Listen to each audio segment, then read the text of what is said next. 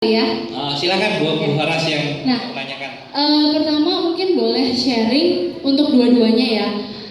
Gambaran dari kondisi timnya Bu Dotik dan juga Bu Anggun sendiri saat ini sudah punya berapa leader, berapa agent ya. Mungkin boleh di-sharing ke teman-teman di sini.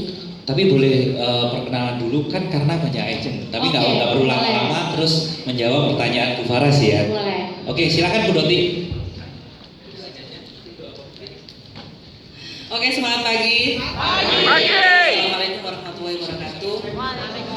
Ya, terima kasih atas kesempatannya untuk sharing ya Bu ya. Sebenarnya saya masih jauh dari leader-leader yang ada di sini. Oke, kondisi tim saya saat ini, alhamdulillah ya. Semua pasti juga teman-teman leader juga mengalami ya pasang surutnya, naik turunnya sebuah tim ya. Jadi saya nggak menggambarkan yang asik-asik aja ya Bu ya, pasti juga ada tantangan dan rintangannya. Kalau menggambarkan grup sekarang saya sudah ada adik 2, jadi saya adik, saya sudah mencetak 1 adik dan sudah ada cucu adik. Total semua grup leader ada 8. Total 8 ya. Tapi juga ada beberapa yang kemarin juga ya saya ceritakan apa adanya ya Bu ya. Ada yang tidak capai MOC, juga ada yang downgrade ke AAM juga ada. Tapi ya tidak apa-apa lah, namanya proses ya Bu ya. Kita tetap fight dan yang pasti saya juga harus mau upgrade diri saya lagi. Apa yang harus saya evaluasi, bagaimana untuk pengembangan tim ke depan, apa sih ke depannya untuk bisnis Prudential. Terima kasih Bu. Kalau Bu Anggun sendiri gimana Bu?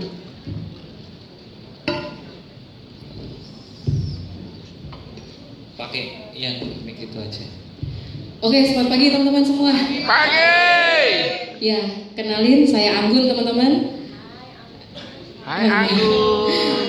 Ya, sebagian mungkin sudah kenal saya, background saya dulu bidan ya, teman-teman ya.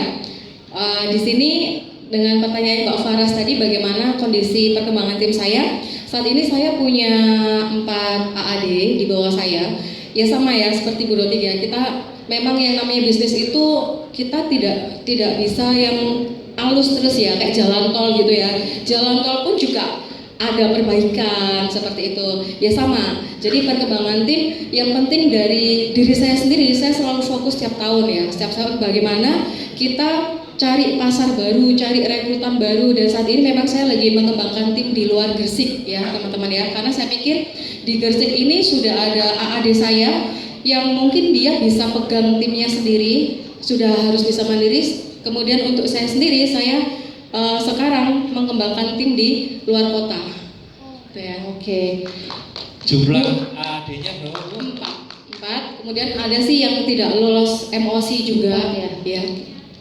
Ada total berarti 4 ya Bu ya? Ya, benar. Oke. Bu, tadi Ibu berbicara mengenai perekrutan di luar kota. Ya. Ibu mungkin boleh kita sama-sama di-sharingkan ya. Kalau menurut Ibu sebenarnya melakukan pola seleksi dalam perekrutan itu seperti apa sih? Oke, jadi untuk perekrutan saya di luar kota ini awalnya saya dari pertama kali saya punya tim di luar kota ini dari canvassing ya teman-teman ya. Canvassing memang tujuannya awalnya selling ya, tapi dari segi selling ketika kita ngobrol kok lebih masuk dia dijadikan tim, ya sudah saya stalking dulu. Saya suka stalking sosmed dulu, saya lihat dulu backgroundnya dia, terus kemudian lingkungannya dia, saya cek dulu. Kok dia suka ini ya, kumpulannya orang-orang ya menengah atas gitu kan. Paling tidak dia ini bisa dijadikan jembatan ya untuk saya bisa bantu cari pasar yang menengah ke atas seperti itu. Berarti ada fact findingnya ya melalui sosial media. Ya. Sebelum direkrut ya. Benar, saya cek dulu kok suka pergi nongkrong ini terus kemudian teman-teman arisan. Dari situ kan sudah bisa menggambarkan. Yang biasanya kalau udah dilihat nih dari sosmednya biasanya yang seperti apa yang biasanya Ibu pilih, oke ini yang akan saya rekrut. Oke, jadi biasa ya 98% direct saya itu rata-rata memang perempuan. Ya, jadi agent saya ini 98% itu perempuan, 2%-nya laki-laki, dan itu pun agent get agent ya, bukan dari saya sendiri. Kalau saya sendiri memang saya juga kenapa ya, kok saya cenderung suka dengan perempuan, karena mungkin kalau emak-emak ini perempuan itu lebih cepat membaur ya, dia lebih, kalau ke arah selling itu lebih cepat mencairkan suasana, jadi dia juga nggak gengsi juga gitu. Terus kemudian kalau saya pendekatan itu lebih nyaman juga. Perempuan sama perempuan kan kita bisa ngomong dari hati ke hati gitu ya. Oke, stop dulu, ditahan dulu ya. Kita tanya ke Bu Doti dulu ya, Bu Faras. Boleh. Kalau Bu Doti silakan. Kalau Mbak Anggun kan caranya merekrut tadi dengan pola yang seperti itu. Kalau Bu Doti mungkin mempunyai cara sendiri, boleh di-sharingkan ya Bu? Oke, terima kasih. Kalau dulu ya, waktu awal promosi UM itu memang saya rekrutnya pokoknya mau gitu ya. Tapi dengan berjalannya waktu, memang rekrut banyak. Tapi kita ini kan bicara soal bisnis ya. Pasti ujungnya kita harus tahu grow, harus ada riset hasil yang didapat dari rekrutmen. Kalau banyak tapi nggak ada produksi ya buat apa ya kan? Jadi dengan berjalannya waktu saya mulai selektif. Jadi mulai mainnya udah mulai kualitas lagi, SDM-nya bagaimana, attitude-nya bagaimana, dia punya link market atau enggak, dan yang penting mau belajar. Ya, kalau sudah merasa sudah hebat, tidak datang ke sistem, tidak tahu knowledge, nggak ngerti apa pembelajaran, ya mau ambil kuliah, sama juga bohong gitu ya. Sehebat-hebatnya kita rekrut orang, tapi tidak mau belajar, tidak mau mengerjakan, ya sama aja tidak berpotensi gitu ya. Dari semakin mengarah, saya semakin tahu bahwa yang saya pegang hanya yang masih punya respect gitu ya. Jadi kalau kita fokus sama orang-orang yang benar-benar hatinya, nyawanya sudah di bisnis prudential, tanpa kita paksakan pun mereka juga mau jalan dan dia tahu tujuannya, goalnya jelas, dia pasti mau belajar. Apalagi dengan support manajemen prudensial dengan Prufos sekarang seperti ini lebih mudah banget gitu loh, dibandingkan ketika saya zamannya dulu gitu loh ya. Ya seperti itu polanya sih Pak. Sekarang sudah mulai selektif.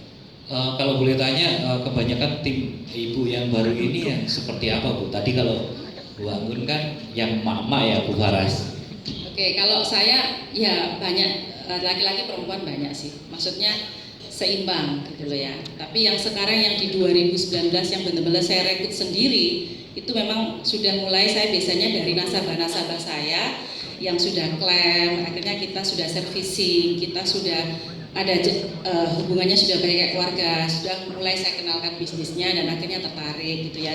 Dan ini dia sudah mulai pecah-pecah telur.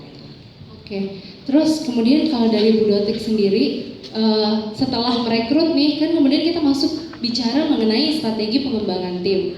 Nah, bagaimana sih strateginya Bu Dotik sendiri untuk memastikan dari direct agentnya Ibu Dotik ini sudah memiliki skill, pengetahuan, juga attitude yang sesuai dengan apa yang Bu Dotik ekspektasikan?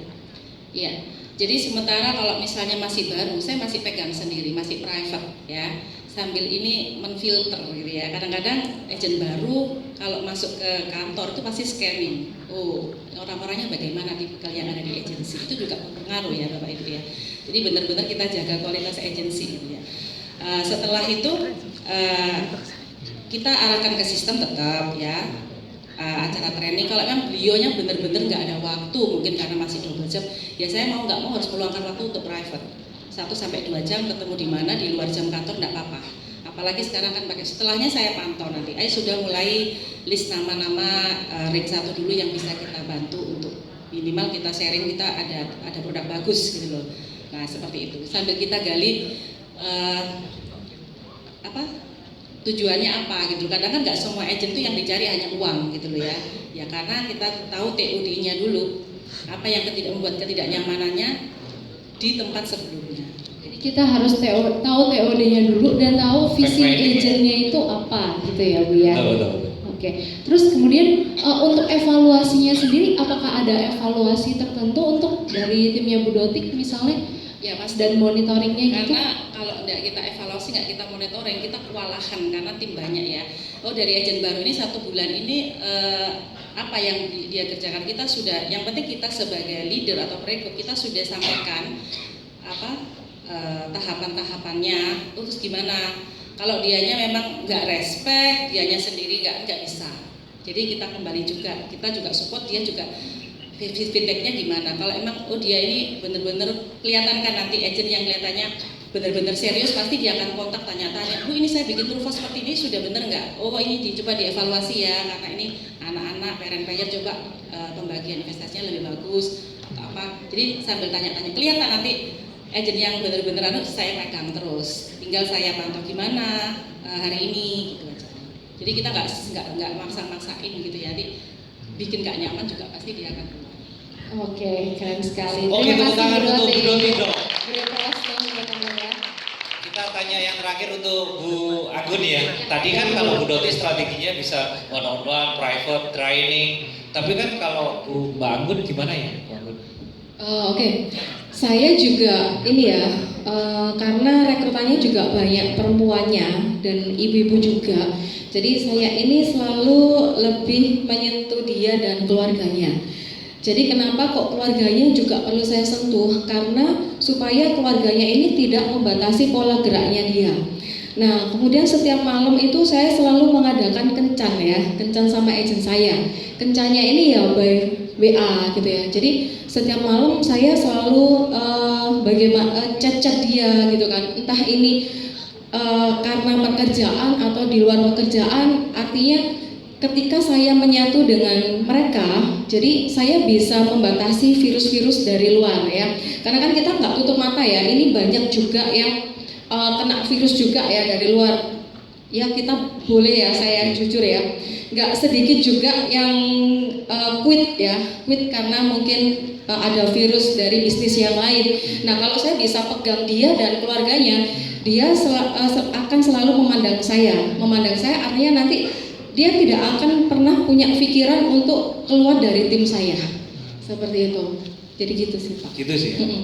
Terus kemudian untuk kalau monitoringnya gimana Bu?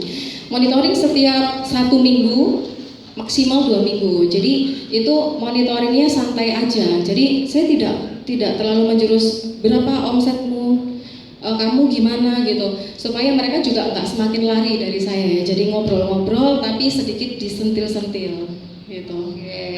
Oke, kita beri aplaus juga dong untuk Bu Anggun. Terakhir ya Bu Haras, boleh nggak saya minta Bu Doti sama Bu Anggun kasih tip untuk teman-teman merekrut yang muda itu bagaimana sih Bu Haras? Silakan Bu Doti di sini dulu Bu Doti. Teman-teman, ini ada kalimat ya, jika kita menjual sebuah produk, itu kita bisa nikmati hasilnya saat ini. Tapi kalau Bapak Ibu mau terus untuk mendapatkan income seumur hidup, Bapak Ibu harus rekrut. Jadi bikin happy aja ya, rekrut bikin happy, nggak usah pakai baper gitu ya. Kalau misalnya nggak cocok ya sudahlah. Pokoknya yang penting kita niat lurusnya terus membantu si agent-agent yang calon kita rekrut ini benar-benar sukses. Toh kalau mereka sukses kan kembalinya juga kita sukses. Itu aja sih. Terima kasih. Silakan Mbak Anggun. Oke, kalau dari saya tips merekrut ya, saya lebih menekankan kalau merekrut pasti yang dia punya lingkungan yang bagus, artinya minimal dia bukan pengangguran. Kalau memang dia ibu rumah tangga, ya dilihat dari pasangannya pasarnya seperti apa. Jadi kita perlu seleksi lingkungan untuk perekrutan supaya satu lebih cepat pecah telur. Minimal dia harus pecah telur. Jadi jangan sampai agent sudah AAJI tapi tidak pecah-pecah telur. Akhirnya itu juga yang mengakibatkan tidak jalan. Itu ya, lingkungan ya, lebih arah lingkungan. Oke. Seleksi lingkungan berarti ya Bu ya. Jadi kita simpulkan kalau dari Bu Doti bagaimana kita merekrut dengan no baper ya Bu ya. Kalau jadi harus antusias ya Antusias merekrut ya, ya, karena betul. kita terpikir bahwa waduh ini adalah long term income, betul ya Bu ya. Oke, kalau Bu Anggun tadi adalah lebih ke arah bagaimana kita seleksi untuk lingkungannya seperti apa supaya virus-virusnya itu lebih minim ya, betul ya Bu ya. Oke, kita beri aplaus dong untuk kita beri aplaus dong ke kedua